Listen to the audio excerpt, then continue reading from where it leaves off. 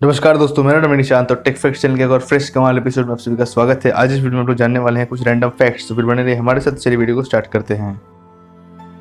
दोस्तों, ब्रांडेड कपड़े पहनने का शौक सभी को होता है क्योंकि ब्रांडेड कपड़े क्वालिटी में बहुत ही बढ़िया होते हैं। ब्रांडेड कपड़ों को बहुत ही हाई क्वालिटी फाइबर से बनाया जाता है और ब्रांड के टैग लग जाने से कपड़े और भी महंगे हो जाते हैं। ज्यादातर कपड़े बनाने के लिए कॉटन, सिल्क या इंसानों द्वारा बनाया आर्टिफिशियल फाइबर यूज किए जाते हैं। पर क्या आपको पता है कि दुनिया का सबसे रेयरेस्ट फाइबर कौन सा है? दोस्तों, दुनिया का सबसे रेयरेस्ट फाइबर का नाम है गोल्डन सिल्क और इसको एक्सट्रैक्ट करना बहुत ही मुश्किल होता है। इस सिल्क को एक्सट्रैक्ट करने के लिए 70 लोग लगातार 4 साल तक गोल्डन ऑड स्पाइडर को मेडागास्कर के टेलीफोन पोल से पकड़ते हैं और कुछ लोग उन मकड़ियों के जालों को कलेक्ट करते हैं और फिर इन जालों को प्रोसेस करके बनाया जाता है गोल्डन स्पाइडर सिल्क। हाल ही में साइमन पियर्स और निकोलस गॉडले ने 70 लोगों को एक टीम तैयार किया था। फिर उन लोगों ने मिलकर इस फाइबर को एक्सट्रैक्ट किया और 11 फुट बाई 4 फुट का कपड़ा भी बनाया। इस कपड़े को यूरोपियन स्टाइल केप कहा जाता है और ये कुछ इस प्रकार दिखता है। इस यूरोपियन स्टाइल केप को बनाने के लिए 1.2 मिलियन गोल्डन ऑड स्पाइडर का जरूरत पड़ा था और 1 किलो स्पाइडर सिल्क का कीमत है $37,000, जो कि बहुत ज्यादा ही महंगा है। क्या आप में से कोई इस कपड़े को पहनना चाहता है? तो आप लोग कमेंट कीजिए। दोस्तों, आजकल धरती में पोल्यूशन बहुत ज़्यादा ही बढ़ गया है और पोल्यूशन बढ़ जाने के कारण एनवायरनमेंट को बहुत ज़्यादा नुकसान भी होता है। इसी बात का ख्याल रखते हुए स्टैनली मेयर ने 1990 में एक फ्यूल सेल बनाया था जिससे गाड़ियाँ पानी से चल सकता था, जिससे पोल्यूशन भी नहीं होता और पेट्रोल डीजल का जो खर्चा था वो भी बच जाता। पर स्टैनली मेयर का बहुत ही रहस्यमय तरीके से मौत हो गई और वो अपने घर पर मृत पाए गए और उनके मौत के साथ ही उनका इन्वेंशन भी नष्ट हो गया। दोस्तों, स्टैनली मेयर का मौत जहर की वजह से हुआ था और मौत से ठीक पहले उन्होंने पाइन बेरी का जूस भी पिया था। जहाँ तक अनुमान लगाया जा रहा है, उस समय के बड़े बड़े ऑयल कंपनीज के ओनर्स ने मिलकर उनको मरवा दिया था ताकि लोग पेट्रोल डीजल वाले कार ही खरीदे और ऑयल डीजल का खर्चा भी लोगों की जेब से कटती रहे और ऑयल कंपनीज के मालिक हमेशा अमीर होते रहे। जिन लोगों को नहीं पता उनके लिए बता दूं कि फ्यूल सेल एक टाइप का बैटरी होता है, इससे इलेक्ट्रिक पावर जनरेट होता है और ये जो पावर होता है ये पोल्यूशन फ्री होता है। दोस्तों, बॉक्सिंग एक बहुत ही फेमस गेम है जो 2 प्लेयर्स के बीच खेला जाता है। इस गेम के दौरान 2 प्लेयर्स एक दूसरे को मारते रहते हैं और जो जीतने वाला प्लेयर होता है उसको मेडल से सम्मानित किया जाता है। माइक टायसन और मोहम्मद अली को दुनिया के बड़े बड़े बॉक्सर्स में गिना जाता है। पर क्या आपको पता है कि दुनिया का सबसे लंबा बॉक्सिंग मैच कब और कहाँ खेला गया था? दोस्तों, दुनिया का सबसे लंबा बॉक्सिंग मैच 6 अप्रैल 1893 को जैक ब्रूक और एंडी बॉवेन के बीच खेला गया था। दोनों अमेरिकन लाइटवेट बॉक्सर्स थे। ये मैच 7 घंटे 19 मिनट तक खेला गया था और इसमें 110 राउंड्स थे। यह फाइट इतिहास का सबसे लंबा बॉक्सिंग मैच था और इसका रिकॉर्ड आज तक कोई नहीं तोड़ पाया है। दोस्तों, ट्रेडमिल एक ऐसा मशीन है जिस पर जॉगिंग, वॉकिंग और रनिंग किया जा सकता है और कैलोरीज बर्न होने के चलते मोटे लोग पतले हो जाते हैं। पर क्या आपको पता है कि ट्रेडमिल को कब और किस काम के लिए बनाया गया था? ऐतिहासिक दृष्टिकोण से देखा जाए तो ट्रेडमिल कैदियों को सुधारने के लिए बनाया गया था और इस प्रथा को सर विलियम क्यूबिट द्वारा सन 1817 में शुरू किया गया था। उस समय ट्रेडमिल पर कैदियों को दौड़ाया जाता था और जिससे वो लोग थक जाते थे। ट्रेडमिल्स के साथ वाटर पंप और मिल्स भी जोड़े जाते थे जिससे कैदियों से पानी उठवाने का काम भी करवाया जाता था और कैदियों को मेहनत करवा कर सुधारा जाता था। सबसे पहले इसे इंग्लैंड के जेलों में शुरू किया गया था, पर आजकल ट्रेडमिल को पनिशमेंट के रूप में यूज नहीं किया जाता है। आजकल लोग फिट रहने के लिए ट्रेडमिल पर दौड़ते हैं। दोस्तों, अगर आप लोगों को कोई भी डाउट होता है तो आप लोग उसे क्रोम ब्राउजर पर जाकर सर्च कर लेते हैं और आपके सर्च करते ही आपके कंप्यूटर या मोबाइल स्क्रीन पर आंसर आपके सामने आ जाता है। पर क्या आपको पता है कि एक सवाल को कितना दूर जाना पड़ता है और कितने कंप्यूटर्स मिलकर एक सवाल को सॉल्व करते हैं? दोस्तों, एक सवाल को 1500 माइल्स तक जाना पड़ता है और वापस यूजर तक आना भी पड़ता है, मतलब 3000 माइल्स। दोस्तों, आपके हर एक सवाल का जवाब 0.2 सेकंड्स के अंदर आ जाता है। पर क्या आपको इसके पीछे का राज पता है? दरअसल एक सवाल का जवाब 0.2 सेकंड्स के अंदर देने के लिए गूगल 1000 कंप्यूटर्स का यूज करता है, मतलब एक सवाल को करने के लिए 1000 कंप्यूटर्स। इसलिए गूगल पर क्वेश्चन करते ही तुरंत आंसर आ जाता है।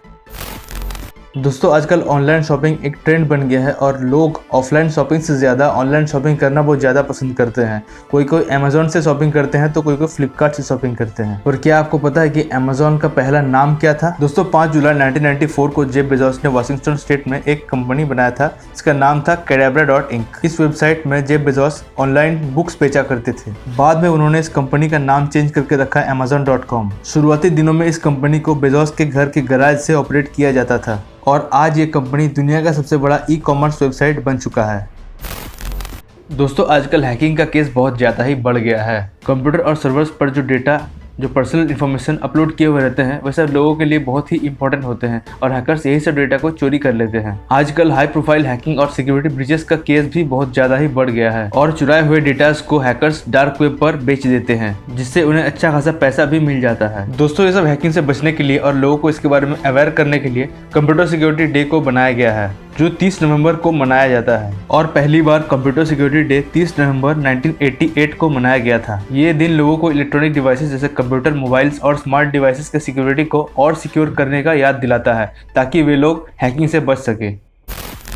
28 जून 2009 को सर स्टीफन हॉकिंस ने कैम्ब्रिज यूनिवर्सिटी के एक विशेष जगह पर टाइम ट्रैवलर्स के लिए पार्टी रखी थी। उन्होंने उस जगह को बहुत ही बढ़िया तरीके से डेकोरेट भी करवाया था और टाइम ट्रैवलर्स के स्वागत के लिए खाने पीने का सामान भी रखवाया था। पार्टी खत्म होने तक उन्होंने किसी को इन्वाइट नहीं किया और वेट करते रहे। पार्टी खत्म होने के बाद उन्होंने पार्टी का इन्विटेशन कार्ड छपवा दिया और बहुत जगह फैला दिए। इन्विटेशन कार्ड पर पार्टी के डेट्स, एग्जैक्ट लोकेशन के कोऑर्डिनेट्स और जगह के बारे में अच्छी तरीके से लिखा गया था। कार्ड पर एक मैसेज भी लिखा हुआ था जो आप अपने डिस्प्ले पर देख सकते हैं। इस मैसेज का ये मतलब होता है कि सर स्टीफन हॉकिंस आशा करते हैं कि इस पार्टी का इनविटेशन कई हजार सालों तक सही सलामत रहेगा और फ्यूचर में कोई ना कोई टाइम ट्रैवलर को जरूर मिलेगा। पर कोई भी पार्टी में नहीं आया। इस एक्सपेरिमेंट से सर हॉकिंस ये प्रूफ करना चाहते हैं कि रिवर्स टाइम ट्रैवलिंग पॉसिबल ही नहीं है। अगर ये पॉसिबल होता तो फिर फ्यूचर से कोई ना कोई टाइम ट्रैवलर उनके पार्टी में जरूर आते।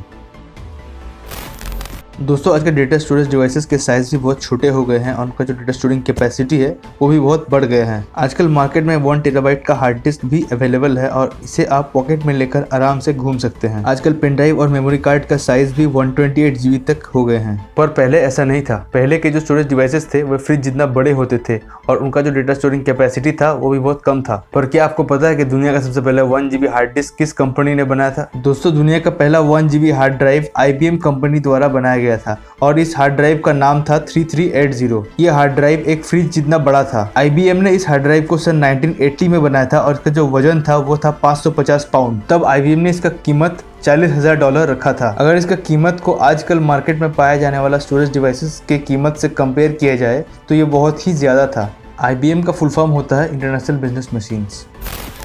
दोस्तों, वायलिन के बारे में तो आप सभी को पता है, एक म्यूजिकल इंस्ट्रूमेंट होता है। इसको बजाने से बहुत मस्त ट्यून बनता है और लोग उस ट्यून को सुनते हैं और एंजॉय करते हैं। वायलिन को बजाने के लिए जिस चीज़ का जरूरत पड़ता है उसको बो कहा जाता है और एक बो में 160 से 180 तार होते हैं। जब वायलिन को बजाया जाता है तब वायलिन के तार और बो के तार फ्रिक्शन प्रोड्यूस करते हैं और उस फ्रिक्शन से बहुत मस्त ट्यून बनता है और उस ट्यून को लोग सुनते हैं और एंजॉय करते हैं। पर क्या आपको पता है कि बो के तार किस मटेरियल से बनाए जाते हैं? दोस्तों, बो के तार घोड़े के पूंछ के बाल से बनाए जाते हैं। जी हाँ दोस्तों, आप लोगों ने बिल्कुल सही सुना। सिर्फ सीधे और मोटे बालों को ही यूज किया जाता है और सीधे और मोटे बालों के लिए साइबेरिया, मंगोलिया और कनाडा जैसे ठंडे जगहों में रहने वाले घोड़ों के पूंछ के बाल यूज किए जाते हैं, क्योंकि ठंडे इलाके में जो घोड़े रहते हैं उनके जो पूंछ के बाल होते हैं वो ज्यादा मोटे होते हैं और मजबूत होते हैं अगर हम उसे गर्म इलाके में रहने वाले घोड़े के पूंछ के बाल से कंपेयर करके देखें तो। रोसिन नामक केमिकल और वैक्स को मिलाकर एक चिपचिपा पदार्थ बनाया जाता है और इस पदार्थ को बो के बालों पर डेली अप्लाई किया जाता है ताकि बो के बाल बहुत लॉन्ग लास्टिंग और मजबूत हो और उनका जो फ्रिक्शन है वो और भी ज्यादा बढ़ जाए। बो में यूज होने वाला जो लकड़ी होता है उसे सबसे पहले काट कर अल्कोहल फ्रेम में हीट किया जाता है और फिर उसे सही शेप दिया जाता है। फिर सब पुर्जों को जोड़ दिया जाता है और बो तैयार हो जाता है, जिससे वायलिन बजाने से बहुत ही गजब का आवाज आता है। पर आजकल लोग घोड़े के बाल यूज करने के बजाय सिंथेटिक हेयर और नायलॉन का इस्तेमाल करते हैं, जो घोड़े के पूंछ से बने बो से बहुत ही खराब क्वालिटी के होते हैं और ये सस्ते भी होते हैं। पर घोड़े के पूंछ से बना जो बो होता है